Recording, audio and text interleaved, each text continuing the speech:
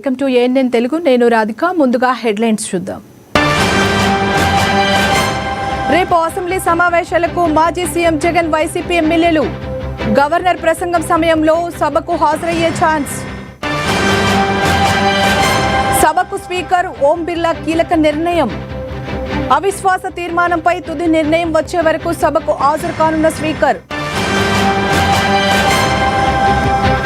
Lok Sabha speaker Om Birla కీలక నిర్ణయం తీసుకున్న అవిశ్వాస తీర్మానం తుది ఫలితం వెలువడే వరకు పోయింది.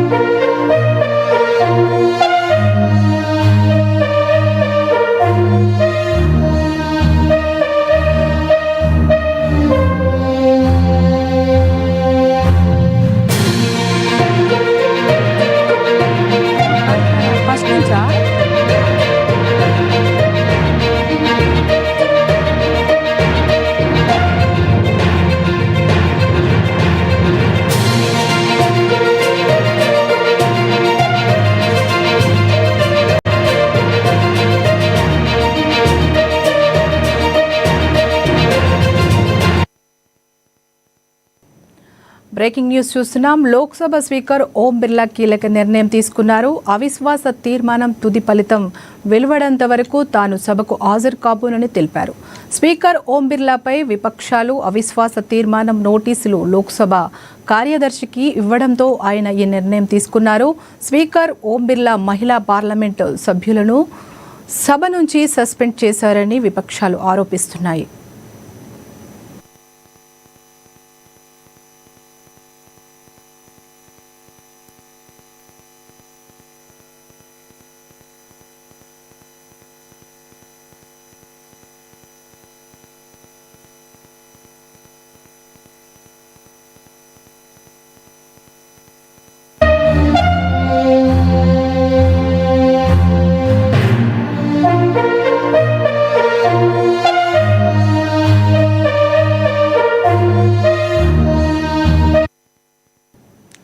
బ్రేకింగ్ న్యూస్ చూస్తున్నాం. రేపు ఏపీ అసెంబ్లీకి మాజీ సీఎం జగన్, వైసీపీ ఎమ్మెల్యేలు వెళ్లనున్నారు.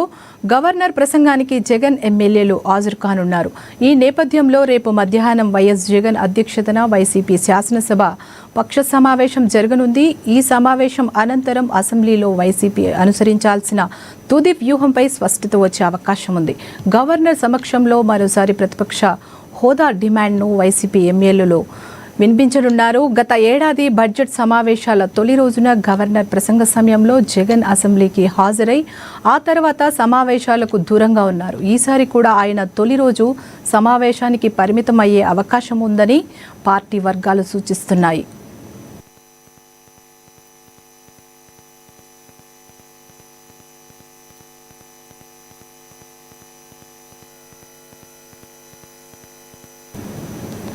తనపై వస్తున్న ఆరోపణలను రాష్ట్ర మంత్రి వాకిటి శ్రీహరి ఖండించారు. రాజకీయ లబ్ధి కోసం శవ రాజకీయాలు చేయడం దుర్మార్గమని విమర్శించారు. తన 30 ఏళ్ల రాజకీయ ప్రస్థానంలో ఎప్పుడూ దౌర్జన్యాలకు పాల్పడలేదని, అసలు చనిపోయిన వ్యక్తిని తానెప్పుడు చూడలేదని తెలిపారు. ఈ ఘటనపై సమగ్ర విచారణ జరిపి దోషులు ఎవరైనా సరే కఠిన చర్యలు తీసుకోవాలని ఎస్పీని ఆదేశించినట్లు మంత్రి పేర్కొన్నారు. మృతుడి కుటుంబానికి వ్యక్తిగతంగా అండగా ఉంటానని ఆయన హామీ ఇచ్చారు. ఎవరెవరి ఫోన్ కాల్స్ వచ్చినో తెలిసిన తర్వాత ఒక అడుగు ఎనికేశారు. నేను మళ్ళా చెప్తా ఉన్నా, 100% వీళ్ళు చెప్పుతున్నవన్నీ కూడా అబద్ధాలే. కాంగ్రెస్ పార్టీ కార్యకర్తలు కానీ, కాంగ్రెస్ పార్టీ ఎమ్మెల్యే మంత్రి కానీ, ఆ చంద్రపురం కాంగ్రెస్ పార్టీ కార్యకర్తలు కానీ, లేదా ఆ గ్రామ పెద్దలు కానీ ఎవరి ఇన్వాల్వ్మెంట్ దీంట్లో లేదు.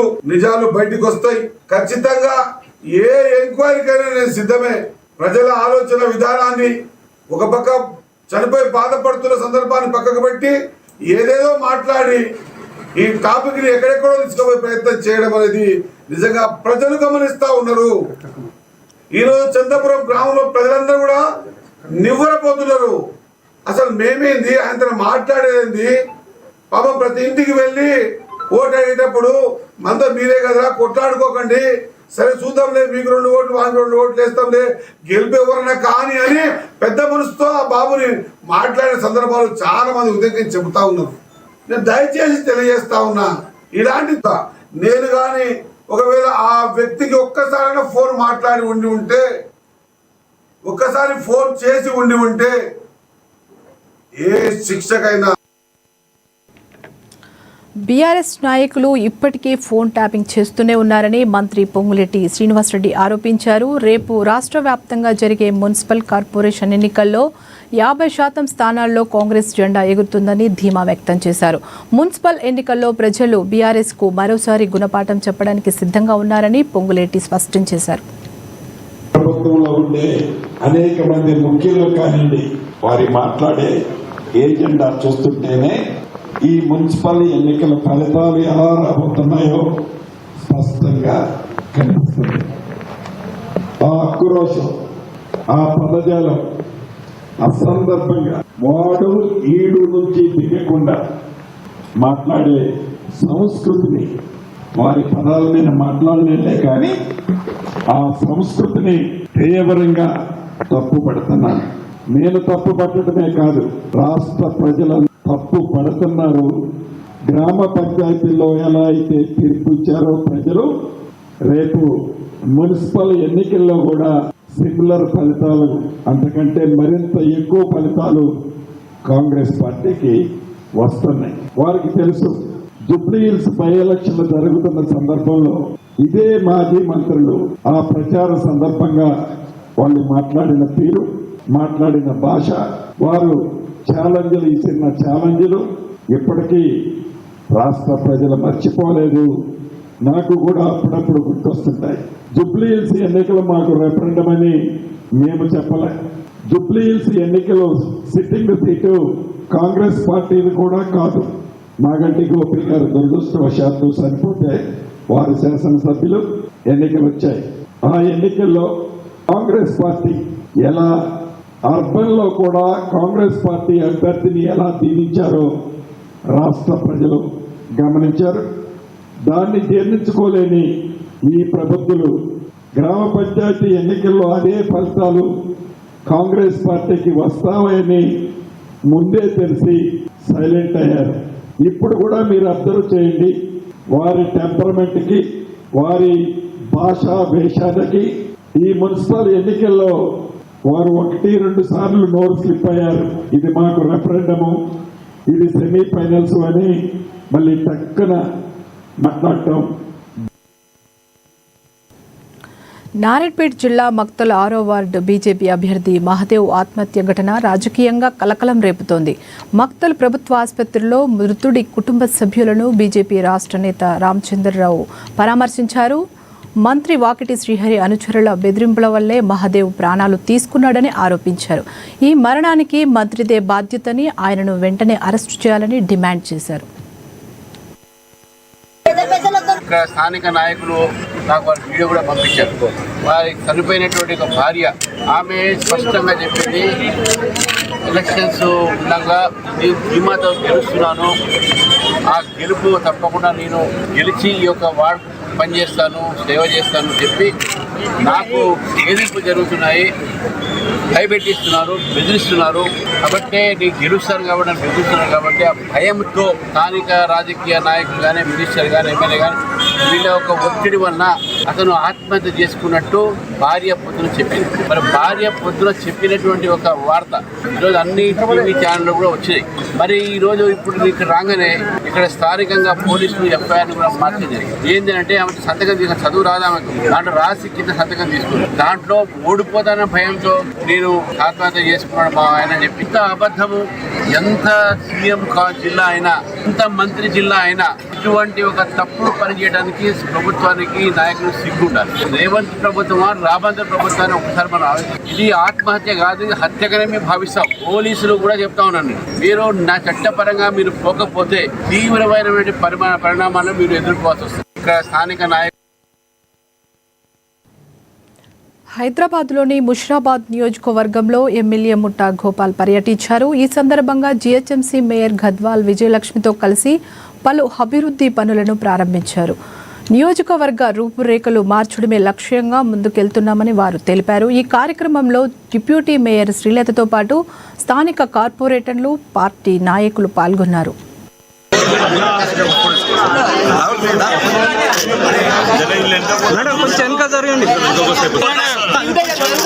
ఎమ్మెల్యే గారు ఇటు చూడండి.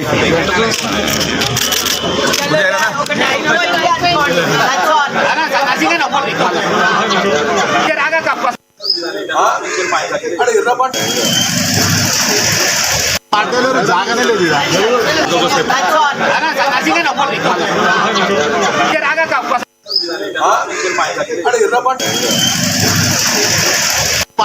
జాగానే లేదు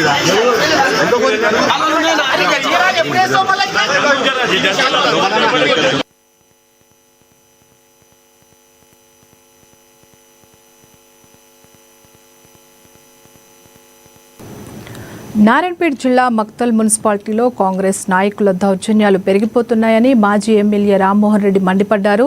6వ వార్డు బీజేపీ అభ్యర్థి మహదేవప్ప మరణానికి కాంగ్రెస్ నాయకులే ప్రధాన కారణమని ఆరోపించారు. ఎన్నికల్లో గెలవడం కోసం అధికార పార్టీ నాయకులు అడ్డదారులు తొక్కుతున్నారని ఆరోపించారు. మరణానికి కారణమైన వారిపై కఠిన చర్యలు తీసుకోవాలని ఆయన డిమాండ్ చేశారు. ఇక్కడ చెప్తున్నా, మీ పోలీసులను పెట్టుకొని మీరు దౌర్జన్యాలు చేయాలంటే ఏదున్నా ప్రజలకు మంచి చేయండి. ఈరోజు పోలీసు వాళ్ళు అంటే ప్రజలకు ఎంత విరక్తి పుట్టిందంటే కనీసం పోలీసు వస్తే మర్యాద లేకుండా చేసి పడేసుకుంటారు. మీరు పోలీసు వస్తే భయం లేకుండా అయిపోయింది. అది మీ ప్రభుత్వంలో ఇప్పుడు వచ్చిన ఈ కొత్త వ్యవస్థ. అదే కేసీఆర్ ప్రభుత్వం ఉన్నప్పుడు ప్రజలు పోలీస్ స్టేషన్కి పోతే మంచి కూర్చోబెట్టి చాలా ఫ్రెండ్లీ పోలీస్ చేసిండు మా కేసీఆర్. మీరేం చేస్తున్నారు? తూ అనిపించుకుంటారు పోలీసులతో. ఇది మీరు చేస్తున్న నిర్వాహకం. అందుకే చెప్తా, దయచేసి ఏదన్నా ప్రజలతో మమేకం కాండి. ఈరోజు మీరు సందాపురంలో చేసిన కథ మొత్తం యావత్ తెలంగాణ రాష్ట్రం తెలిసిపోయింది. మీరు ఏదో గంభీరత్వంగా మేము అది ఇది రూల్ చట్టం తనపంతా చేసుకపోతే చట్టం తనపంతా చేసుకపోతే దానికి ఏం ఆపర్. కానీ మీ పోలీసు వాళ్ళు చేసిన, మీ సిఏ గారు చేసిన తిక్క పని చాలా తప్పు సార్. పొంగనే చనిపోయిన మందిది చనిపోయిన ఎవరు మాదేవ్ గారు సెల్ ఫోన్ తీసుకొని దాంట్లో ఏముందో తెలియదు అని తీసుకొని మళ్ళీ ఏం చేసినో తెలియదు. దాని గురించి మాట్లాడాడు ఎవడు, దాంట్లో ఎవరు లాస్ట్ కాల్ చేసిండు, ఏం చేసిండు, ఇన్వెస్టిగేషన్స్ ఉంటాయి. మా మంత్రి గారు ఎమ్మెల్యే ఉన్నప్పుడు పొద్దున్న లేవగానే మక్తల్లో కానీ ఎక్కడ ఊరు బయట చనిపోతే ఫస్ట్ ఆడికి పోయి వచ్చి స్నానం చేస్తుండే. మళ్ళీ ఎందుకు పోలేదు? అలా ఎందుకు పోలే? దీనికి అనుమానం తావే కదా. నేను వేరే డైరెక్ట్ అడుగుతున్నాను. రోడ్ల మీద ఏదైనా యాక్సిడెంట్ అయితే మానవత్వం చాటు. పెద్దపల్లి జిల్లా రామగుండం కార్పొరేషన్ పరిధిలోని 59 డివిజన్కు రేపు ఎన్నికలు జరగనున్నాయి. ఈ మేరకు అధికార యంత్రాంగం అన్ని ఏర్పాట్లు పూర్తి చేసింది. గోదావరికని శారదానగర్లోని సరస్వతి శిశు మందిర్ కేంద్రంగా పోలింగ్ మెటీరియల్ పంపిణీ చేపట్టారు. అదనపు కలెక్టర్ అరుణశ్రీ స్వయంగా ఈ ప్రక్రియను పర్యవేక్షించారు. ఓటర్లందరికీ ఇప్పటికే స్లిప్లు అందజేశామని, ప్రతి ఒక్కరూ బాధ్యతగా ఓటు హక్కును వినియోగించుకోవాలని అదనపు కలెక్టర్ కోరారు. రామగుండం కార్పొరేషన్ లిమిట్ లో మనము ఆర్డినరీ ఎలక్షన్స్ 2026 సంబంధించి రామగుండం కార్పొరేషన్ పరిధిలో కండక్ట్ చేయబోతున్నాము. ఈ రోజు మనకి 11th ఫిబ్రవరి పోల్ డేట్ ఉంది. దానిలో భాగంగా మనము ఎలక్షన్ రిలేటెడ్ మేము అండ్ మా టీం అందరూ కూడా అన్ని ప్రిపరేటరీ వర్క్స్ అన్ని చేయడం జరిగింది. టౌన్ లిమిట్స్ లో టోటల్ 272 పోలింగ్ స్టేషన్స్ ఉన్నాయి. 59 వార్డ్స్ లో మనము పోలింగ్ కండక్ట్ చేయబోతున్నాము. దానికి సంబంధించిన పోలింగ్ పర్సనల్ అరేంజ్మెంట్ కానీ sector officers, route officers, returning officers అందరినీ అపాయింట్ చేయడం జరిగింది. ఈ రోజు మనం డిస్ట్రిబ్యూషన్ సెంటర్ లో కూడా అందరికీ పిఎస్ వారీగా మెటీరియల్స్ అన్ని కూడా హ్యాండ్ ఓవర్ చేసుకున్నారు. పోలింగ్ స్టేషన్స్ లో కూడా అన్ని అరేంజ్మెంట్స్ చేయడం జరిగింది. టుమారో మాకు పబ్లిక్ నుంచి అపీల్ ఏంటంటే, టుమారో మనము రేపు మార్నింగ్ 7 నుంచి 5 వరకు ఏదైతే పోల్ టైం ఉందో పబ్లిక్ ఎవరైతే ఓటర్స్ ఉన్నారో అందరికీ ఓటర్ స్లిప్ డిస్ట్రిబ్యూషన్ చేయడం జరిగింది. ఎవరైతే రెసిడెంట్స్ ఉన్న వాళ్ళు అందరికీ, సో వాళ్ళందరూ ఓటు హక్కు వినియోగించాల్సింది కోరుతున్నాం. ఈ ప్రతి పోలింగ్ స్టేషన్ లో 1+4 ఉంటారు. 272 అరౌండ్ మనకి 1600+ పోలింగ్ పర్సనల్ ఉన్నారు. ఇంక్లూడింగ్ 20% రిజర్వ్ ఉన్నారు. సో అందరూ టీం కూడా అందరూ వాళ్ళకి ఆల్రెడీ అలాట్మెంట్ చేయడం జరిగింది. వాళ్ళందరూ కూడా రిపోర్ట్ చేయడం జరిగింది. వాళ్ళు మెటీరియల్ వెరిఫై చేసుకొని అందరూ కూడా పోలింగ్ స్టేషన్ లో మహబూబాబాద్ మున్సిపాలిటీలో రేపు జరగనున్న ఎన్నికలకు అధికారులు అన్ని ఏర్పాట్లు పూర్తి చేశారు. ప్రభుత్వ డిగ్రీ కళాశాలలో మున్సిపల్ కమిషనర్ రాజేశ్వర ఆధ్వర్యంలో సిబ్బందికి పోలింగ్ సామాగ్రిని పంపిణీ చేశారు. 36 వార్డుల పరిధిలో 58 పోలింగ్ బూతులను ఏర్పాటు చేసినట్లు కమిషనర్ తెలిపారు. ఎన్నికలు పారదర్శకంగా జరిగేలా పటిష్ట భద్రతతో పాటు సీసీ కెమెరాల నిఘా ఏర్పాటు చేసినట్లు వెల్లడించారు. రెండవ సాధారణ మున్సిపల్ ఎలక్షన్స్ మన మహబూబాబాద్ మున్సిపాలిటీ పరిధిలో నిర్వహిస్తున్నాము. గౌరవ కలెక్టర్ గారు, అదనపు కలెక్టర్ గారు, జెడ్పీ సిఇఓ మరియు ఆర్డీఓ, మా స్పెషల్ ఆఫీసర్, ప్రత్యేకంగా లోకల్ ఎంఆర్ఓ అందరి డిపార్ట్మెంటు సమన్వయ సహకారంతో అన్ని ఏర్పాట్లు చేయడం జరిగింది. మనకు 36 వార్డులలో లొకేషన్స్ 36 ఏరియాలలో జరుగుతున్నాయి. ఇది పోలింగ్. అందులో మొత్తం టోటల్గా 88 పోలింగ్ స్టేషన్స్ ఉన్నాయి. దానికి సంబంధించి అన్ని పూర్తి ఏర్పాట్లు చేయడం జరిగింది. ఇప్పుడు మనకు 2 గంటల వరకు వాళ్ళకు మెటీరియల్ ఇచ్చి 2 తర్వాత వాళ్ళు పోలింగ్ స్టేషన్లో ఉండడానికి ప్రయత్నం చేస్తున్నాం. 4 గంటల లోపు ఉంటారు అందరూ, ఎంత దూరం ఉన్నా కూడా. కాబట్టి రేపు పొద్దున వాళ్ళకు కూడా అన్ని భోజన సదుపాయాలు కానీ మిగతా ఇతరత్ర అన్ని లైటు, ఫ్యాను, లేకపోతే మిగతా బాత్రూమ్లు, వాటర్ ఫెసిలిటీ ఇక్కడ ఇబ్బంది లేకుండా తగిన ఏర్పాట్లు చేయడం జరుగుతుంది. రెండవ సాధారణ మున్సిపల్ ఎన్నికల నేపథ్యంలో మెదక్ జిల్లా కలెక్టర్ రాహుల్ రాజ్ ఓటర్లకు కీలక విజ్ఞప్తి చేశారు. సెలవు రోజు కదా అని ఇతర పనులకు వెళ్లకుండా ప్రతి ఒక్కరూ బాధ్యతగా ఓటు హక్కును వినియోగించుకోవాలని కోరారు. ఎటువంటి భయాందోళనలు లేకుండా ప్రజలు స్వేచ్ఛగా ఓటుకు వేసేలా ఏర్పాట్లు చేసినట్లు కలెక్టర్ స్పష్టం చేశారు. ఓటర్లకు అందరికీ కూడా విజ్ఞప్తి ఏంటంటే, రేపు 11 ఫిబ్రవరి నాడు మా ఉదయం 7 గంటల నుంచి సాయంత్రం 5 గంటల వరకు కూడా మనకి పోలింగ్ ఈ 4 మున్సిపాలిటీల పరిధిలో ప్రారంభమవుతూ ఉంది. మరి ఈ పోలింగ్లో ఎవరెవరైతే 4 మున్సిపాలిటీ పరిధిలో ఉన్న ఓటర్లు ఉన్నారో వాళ్ళందరూ కూడా పెద్ద ఎత్తున 100% పోలింగ్ నమోదయ్యే విధంగా ప్రతి ఒక్కరు కూడా మీ యొక్క బాధ్యతగా మన మున్సిపాలిటీ అభివృద్ధిని ఆకాంక్షించే వ్యక్తులుగా ప్రతి ఒక్కరు కూడా ఎవరు కూడా ఆ సెలవు దినం అనేసి ఇంట్లో ఉండకుండా ప్రతి ఒక్కరు కూడా వచ్చి మీ ఓటు హక్కుని వినియోగించుకోవాలనేసి విజ్ఞప్తి చేస్తూ ఉన్నాం. రాజ్యాంగం మనకి ఇచ్చిన ఈ హక్కుని దేశానికి ప్రధానమంత్రి అయినా, రాష్ట్రపతి అయినా, లేకపోతే ఒక సామాన్య వ్యక్తి అయినా ప్రతి ఒక్కరికి కూడా ఓటు హక్కు అనేది సమానంగా ఉంటుంది. సో రాజ్యాంగ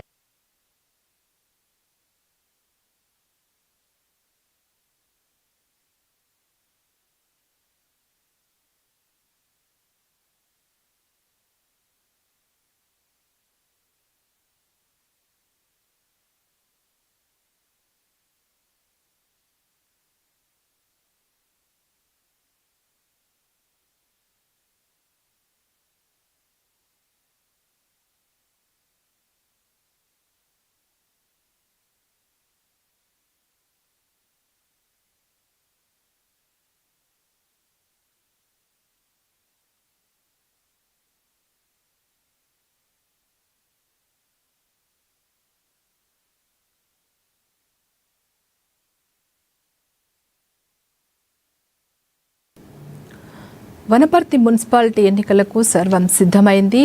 నర్సింగాయపల్లి ప్రభుత్వ డిగ్రీ కళాశాలలో ఏర్పాటు చేసిన ఎన్నికల సామాగ్రి పంపిణీ కేంద్రాన్ని కలెక్టర్ ఆదర్శ స్వరూప్ పరిశీలించారు. మున్సిపాలిటీలోని 33 వార్డులకు గాను 99 పోలింగ్ కేంద్రాలను ఏర్పాటు చేస్తున్నారు.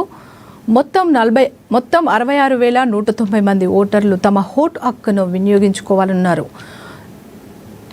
ఓటర్లకు ఎటువంటి ఇబ్బందులు కలగకుండా మున్సిపల్ కమిషనర్, తహసీల్దార్ అన్ని ఏర్పాట్లు పూర్తి చేశారని కలెక్టర్ స్పష్టం చేశారు. వనపర్తి మున్సిపాలిటీలో 99 పోలింగ్ స్టేషన్లలో ఏర్పాట్లన్నీ పూర్తయ్యాయి. ప్రజలందరికీ కూడా విజ్ఞప్తి, 64,000 ఓటర్లు మనకు వనపర్తి మున్సిపాలిటీలో ఉన్నారు. మీరంతా కూడా వచ్చి మీ ఓట్ ఉదయం 7 గంటల నుంచి సాయంత్రం 5 గంటల లోపు మీ ఓటు హక్కును మీరు వినియోగించుకోలేరు. మీరు ఖచ్చితంగా వచ్చి మీ ఓటు వేయాలని అందరినీ కోరుకుంటున్నాం.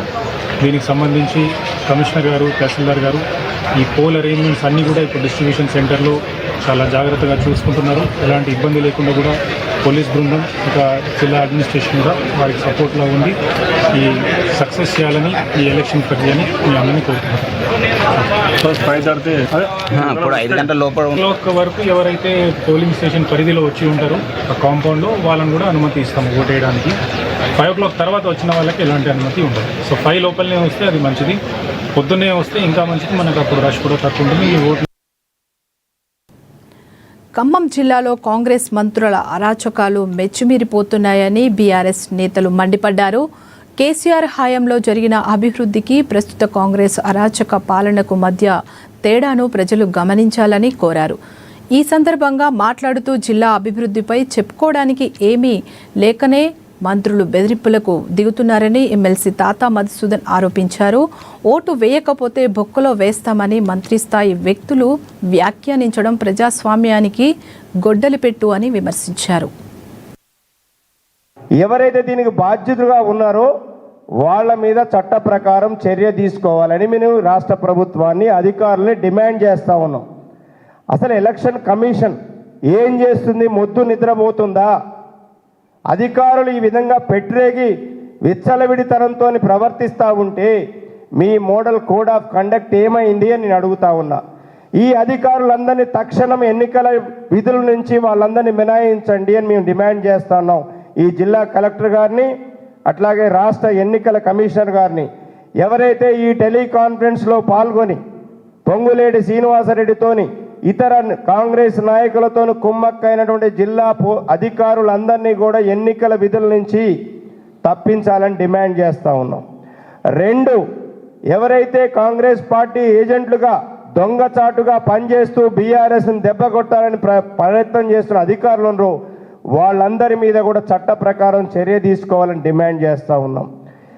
ప్రజలు కూడా ఆలోచించాలని చెప్తా ఉన్నాం. మీ పక్కన తిరిగే అధికారి కాంగ్రెస్ పార్టీకి వత్తాసు పలుకుతూ ఎక్కడ ఫెయిర్ ఎలక్షన్ జరుగుతాయండి? ఇంకా అధికారులే ఇంకొక అధికార పార్టీతో కుమ్మక్కయ్యి ఎన్నికలు నిర్వహించమనంటే ఈ రాష్ట్రంలో ఎన్నికలు, ప్రత్యేకించి ఈ జిల్లాలో ఏదులాపురంలో.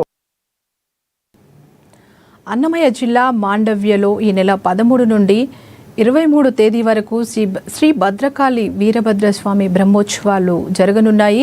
బ్రహ్మోత్సవాల ఏర్పాటుపై ఎంఆర్ఓ నరసింహకుమార్ అధ్యక్షతన అధికారులు పాలక మండలి సభ్యులతో సమీక్షా సమావేశం నిర్వహించారు. ఈ బ్రహ్మోత్సవాలకు 2 తెలుగు రాష్ట్రాల వారే కాకుండా కర్ణాటక, తమిళనాడు నుండి పెద్ద ఎత్తున భక్తులు రానున్నారు. ఇక ఇదే అంశంపై ఆలయ నిర్మాణ అధికారి రమణారెడ్డి, ఆలయ చైర్మన్ తిరుమల మనోజ్ కుమార్తో మా ఏఎన్ఎన్ ప్రతినిధి Munnaiah face to face. Annamayya జిల్లా రాయచోట్లోని శ్రీ భద్రకాళి వీరభద్రస్వామి బ్రహ్మోత్సవాలు అత్యంత వైభవంగా జరిగేదానికి ఏర్పాట్లు అయితే చేస్తున్నారు. ఈ ఏర్పాట్లలో భాగంగా ఈ దినం అధికారుల సమీక్ష జరిగింది.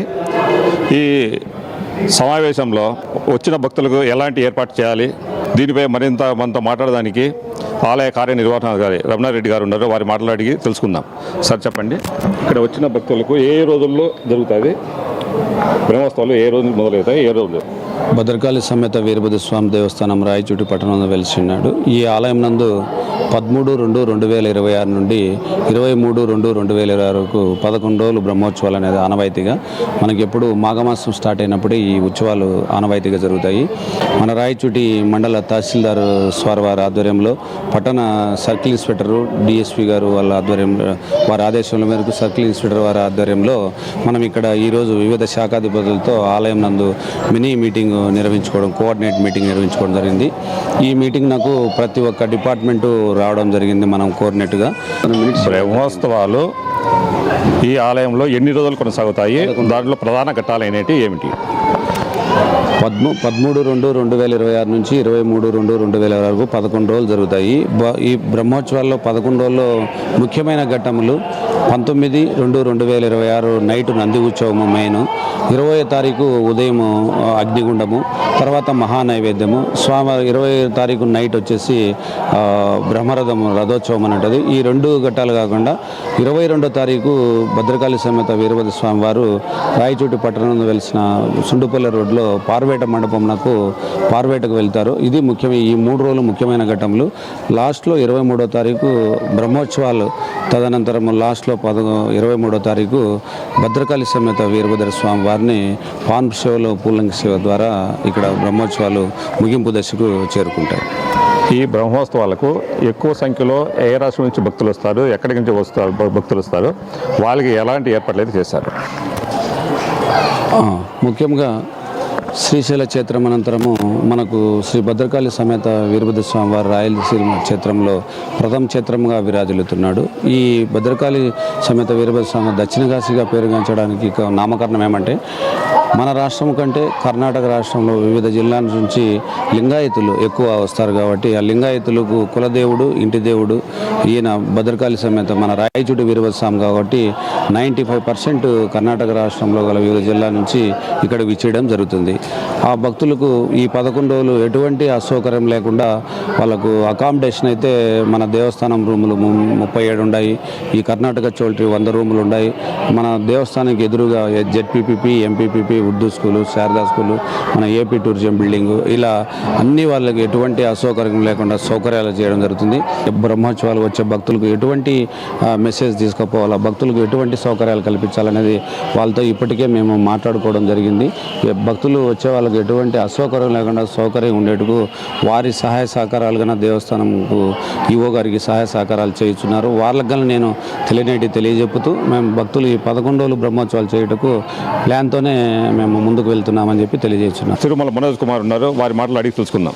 ఫిబ్రవరి 3వ తారీఖు రాయచోటి భద్రకాళి సమేత వీరభద్ర స్వామి దేవస్థానానికి నూతన కమిటీని ఏర్పాటు చేయడం జరిగింది. అందులో భాగంగా రాయచోటి వాసి అయిన నేను తిరుమల మనోజ్ కుమార్ అన్ను, మండిపల్లె రాంప్రసాద్ రెడ్డి గారు, రాయచోటి శాసనసభ్యుడు, మంత్రివర్యులు ఆయన నన్ను ఇక్కడ ఏర్పాటు చేయడం జరిగింది. ఆయన ఆదేశానుసారం ఫిబ్రవరి 13వ తారీఖు నుంచి 23వ తారీఖు వరకు జరిగే బ్రహ్మోత్సవాల్లో ఖచ్చితంగా ఎటువంటి లోటుపాట్లు లేకుండా గతంలో జరిగిండే అన్ని దృష్టిలో ఉంచుకొని ఫిబ్రవరి 10వ తారీఖు రాయచోటి పట్టణంలోని అన్ని శాఖకు సంబంధించిన అధికారులను ఇక్కడికి పిలిచి ఒక సమావేశం ఏర్పాటు చేసుకొని గతంలో జరిగిండే అనుభవాలను అన్నీ దృష్టిలో పెట్టుకొని ఈరోజు ఈ శాఖలు ఏ శాఖకు సంబంధించిన అధికారులను వారికి మా దేవస్థానం తరపున సూచనలు ఇవ్వడం జరిగింది. వారు కూడా మాకు ఎటువంటి లోటుపాట్లు లేకుండా అన్నీ ఏర్పాటు చేస్తామని వారు హామీ ఇవ్వడము జరిగింది. గతంలో జరిగిండే అనుభవాలను దృష్టిలో పెట్టుకొని నీటి కొరత లేకుండా వసతుల గృహాలను ఏర్పాటు చేస్తూ మరియు అన్నీ ఏర్పాటు చేసుకున్న ఇక్కడికి వచ్చేది ప్రధానంగా కర్ణాటక భక్తులు, తమిళనాడు భక్తులు, మహారాష్ట్ర భక్తులు అధిక సంఖ్యలో ఇక్కడికి రావడం జరుగుతుంది. వారిని దృష్టిలో పెట్టుకొని ఈ తూరి అంగరంగ వైభవంగా ఏర్పాటు చేసి అంగరంగ వైభవంగా రాయచోటి ప్రజలను మన్ననలు పొంది ఎటువంటి కులం కుశం లేకుండా ముందుకు తీసుకొని పోయి ఈ బ్రహ్మోత్సవాలను దిగ్విజయంగా పూర్తి చేస్తానని హామీ ఇవ్వడం జరుగుతుంది. 13 రోజుల పాటు జరిగే బ్రహ్మోత్సవాలకు పాలక మండలి అధ్యక్షుడు తిరుమల మనోజ్ కుమార్ చెప్తూ వచ్చిన భక్తులకు ఎలాంటి ఆటంకాలు లేకుండా నీరైతేనేమి వసతి ఏర్పాటు చేసినట్టు ఈసారి గతంలో కంటే భిన్నంగా అద్భుతంగా చేస్తూ బ్రహ్మోత్సవాలు అయితే కొనసాగుతాయని తెలుపుతున్నారు. కెమెరామెన్ చారితో మునయ్య, ఏఎన్యూ న్యూస్, రాయచోటి నుండి. మున్సిపల్ ఎన్నికల నేపథ్యంలో యాదాద్రి భువనగిరి జిల్లా ఆలేరులో పోలీస్ యంత్రాంగం భారీ భద్రతా ఏర్పాట్లు చేసింది. పోలింగ్ ప్రక్రియ ప్రశాంతంగా నిష్పక్షపాతంగా సాగేందుకు అన్ని చర్యలు తీసుకున్నట్లు యాదగిరిగుట్ట ఏసీపీ శ్రీనివాస్ నాయుడు వెల్లడించారు. ఈరోజు ఆలేరులోని జెడ్పీహెచ్ఎస్ పాఠశాలలో ఏర్పాటు చేసిన పోలింగ్ కేంద్రాన్ని జిల్లా ఎస్పీ ఆకాంక్ష యాదవ్ పరిశీలించి అధికారులకు దిశానిర్దేశం చేశారు. ఆలేరు మున్సిపల్ ఎలక్షన్ సందర్భంగా రేపు ఎలక్షన్ జరుగుతున్న సందర్భంగా ఈరోజు భద్రతా ఏర్పాట్లన్నీ కూడా పర్యవేక్షించడం జరిగింది. మన ఆలేరులో మొత్తం 12 వాళ్లకు గాను మా దగ్గర ఇక్కడ 9 లొకేషన్స్ క్రిటికల్గా గుర్తించడం జరిగింది. ఆ క్రిటికల్ లొకేషన్స్లో చాలా మటుకు ఎక్కువ ఫోర్స్ను డిప్లాయ్ చేయడం జరిగింది, ఏఆర్ ఫోర్స్ను. తర్వాత అక్కడ క్రిటికల్ ఉన్న ప్రతి చోట ఒక ఎస్ఐని కానీ సిఐని కానీ అక్కడ ఏర్పాటు చేయడం జరిగింది. ఎటువంటి అవాంఛనీయ సంఘటన జరగకుండా అన్ని భద్రతా ఏర్పాట్లు చేయడం జరుగుతూ ఉంది.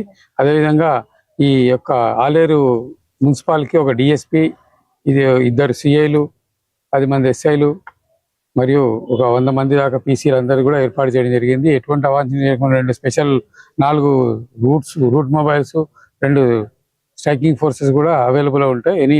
ఎటువంటి అవాంఛనీయ సంఘటన జరిగినా ఇమీడియట్ గా రష్ అవుతాం.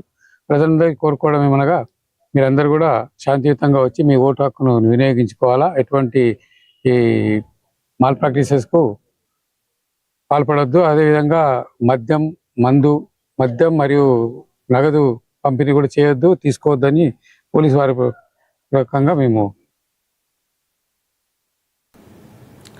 కామారెడ్డి జిల్లా బిచ్చుంద మున్సిపాలిటీలో ఎన్నికల రాజకీయం వేడెక్కింది. ఓటర్లను మభ్యపెట్టేందుకు భారీగా డబ్బు, మద్యం పంపిణీ చేస్తున్నారంటూ జిల్లా కలెక్టర్, ఎస్పీకి ఫిర్యాదులు అందాయి.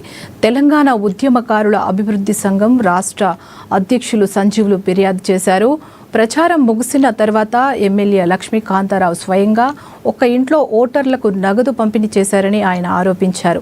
ఎన్నికల చట్టాన్ని ఉల్లంఘించే వారిపై కఠిన చర్యలు తీసుకోవాలని ఆయన కోరారు.